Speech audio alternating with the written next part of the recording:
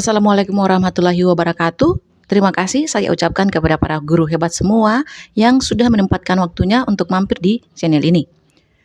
Video ini berisi tentang aksi nyata PMM dalam hal penyebaran pemahaman dengan topik Merdeka Belajar bersama saya, OOD Nur Insan.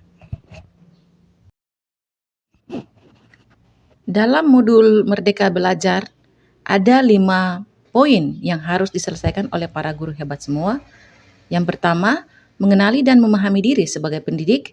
Kedua, mendidik dan mengajar. Ketiga, mendampingi murid dengan utuh dan menyeluruh. 4, mendidik dan melatih kecerdasan budi pekerti. Kelima, pendidikan yang mengantarkan keselamatan dan kebahagiaan. Di bagian pertama, mengenali dan memahami diri sebagai pendidik. Dalam materi ini ada 3 poin yang dibahas. Yang pertama adalah mengenali diri dan perannya sebagai pendidik. Kedua, apa peran saya sebagai guru. Dan ketiga, ingin menjadi guru seperti apa saya. Nah, kita akan bahas apa intisari dari ketiga ini.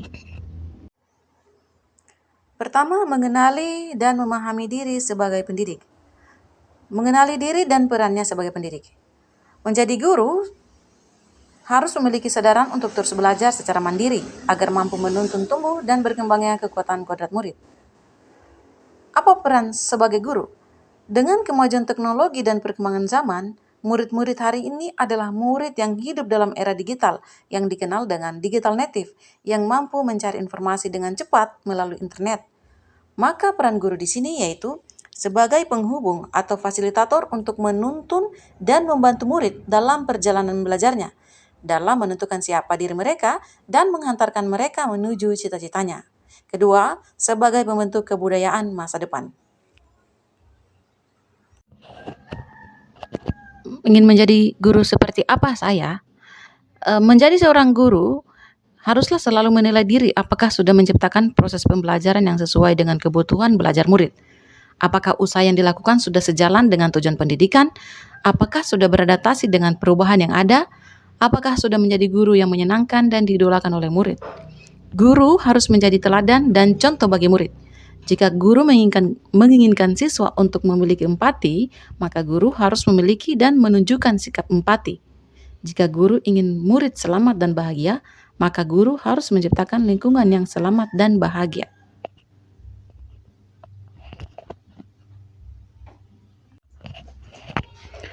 Kedua, mendidik dan mengajar. Ada 3 poin yang dibahas dalam materi ini, yaitu pertama, mendidik menyeluruh. Kedua, pendidikan selama 1 abad. Dan menjadi manusia secara utuh. Berikutnya adalah mendidik dan mengajar. Mendidik menyeluruh. Pendidikan adalah tempat menaburkan benih-benih kebudayaan yang hidup dalam masyarakat, sekaligus sebagai instrumen tumbuhnya unsur peradaban. Menurut Ki Hajar Dewantara, pendidikan sebagai tuntunan dalam hidup tumbuhnya murid. Pendidikan menuntun segala kodrat yang ada pada murid agar mencapai kebahagiaan dan keselamatan sebagai manusia ataupun anggota masyarakat.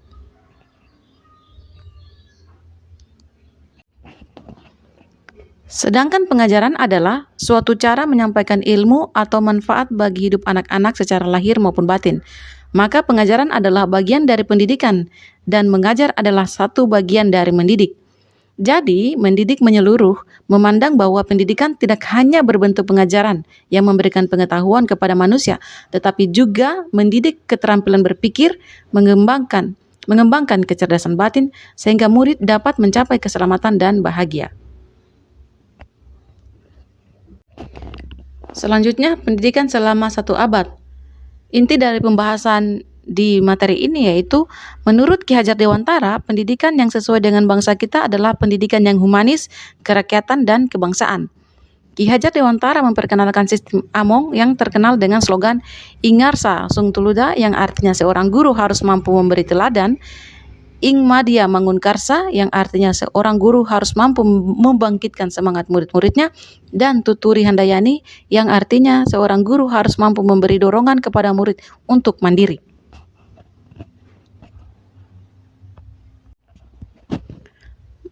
Berikut, menjadi manusia secara utuh.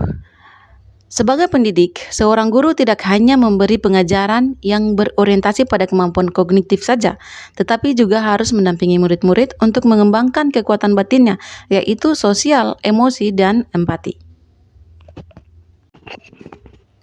Selanjutnya, modul ketiga, mendampingi murid dengan utuh dan menyeluruh. Di dalam modul ini ada hal-hal pokok yang dibahas. Yang pertama adalah kodrat murid. Setiap murid memiliki kodrat yang tidak terlepas dari diri mereka, yaitu kodrat keadaan yang terbagi menjadi dua, yaitu kodrat alam dan kodrat zaman. Kodrat alam adalah kodrat di mana siswa hidup dan tinggal. Dalam hal pembelajaran, senantiasa melihat kodrat alam di mana murid itu hidup dan tinggal. Jadi, dalam pembelajaran yang diterima murid, sebaiknya mampu mendekatkan mereka dengan konteks atau kodrat alamnya. Kedua adalah kodrat zaman. Pendidikan harus sejalan dengan kemajuan zaman, dengan kemajuan teknologi, tanpa melupakan budaya yang ada, sehingga pengaruh-pengaruh negatif dapat terminimalisir.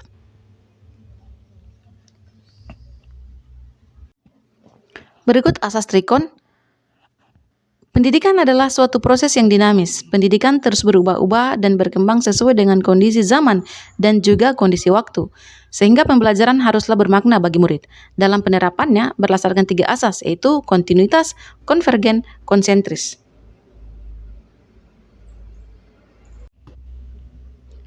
Kontinuitas merupakan pengembangan yang harus dilakukan secara terus-menerus. Konvergen maksudnya pengembangan yang mengambil dari berbagai sumber yang relevan. Konsentris maksudnya pengembangan bersikap terbuka tetapi tetap kritis dan selektif terhadap pengaruh kebudayaan dan kepribadian bangsa. Modul keempat, mendidik dan melatih kecerdasan budi pekerti.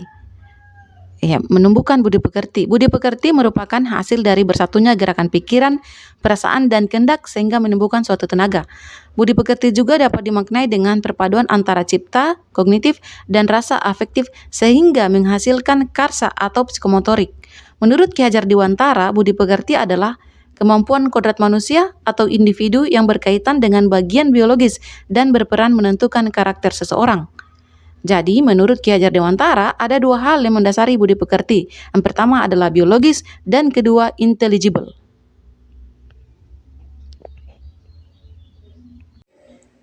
Biologis berhubungan dengan rasa takut, cemas, gelisah, putus asa, senang, bahagia, sedih, tidak percaya diri, dan lain-lain.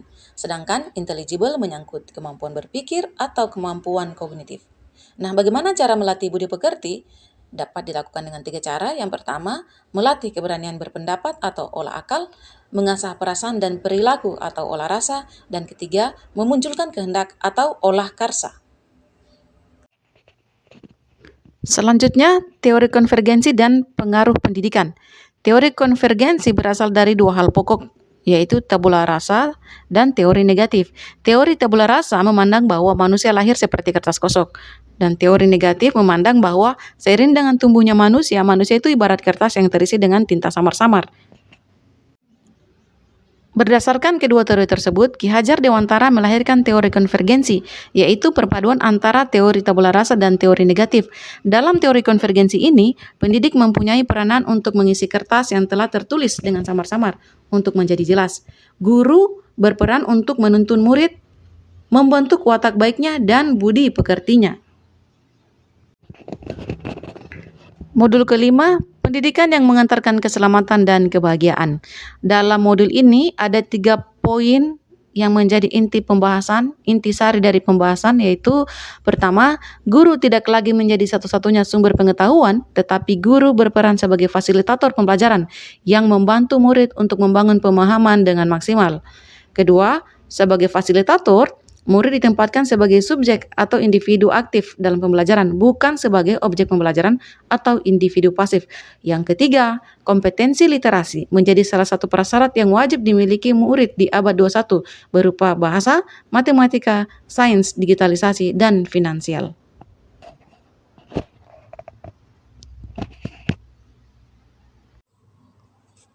Terakhir adalah trisentra pendidikan. Trisentra pendidikan adalah 3 hal pokok di mana anak memperoleh pendidikan. Yang pertama adalah keluarga, kedua sekolah, dan ketiga masyarakat. Dalam lingkungan keluarga, anak mendapatkan pendidikan budi pekerti dan pendidikan sosial. Dalam lingkungan sekolah, sekolah merupakan pendidikan yang berperan dalam mengembangkan kecakapan berpikir murid melalui pendidikan intelektual. Sekolah harus selaras dan berkesinambungan dengan keluarga dan masyarakat agar murid mendapatkan kecerdasan, kecakapan berpikir, dan juga kecakapan sosial. Yang terakhir adalah masyarakat. Masyarakat merupakan lingkungan pembelajaran murid dan tempat menerapkan nilai-nilai yang didapat dari keluarga dan sekolah. Demikian penjelasan dari saya terkait topik Merdeka Belajar dalam platform Merdeka Mengajar. Terima kasih telah mampir di channel ini. Jangan lupa komen dan like. Salam guru hebat. Assalamualaikum warahmatullahi wabarakatuh.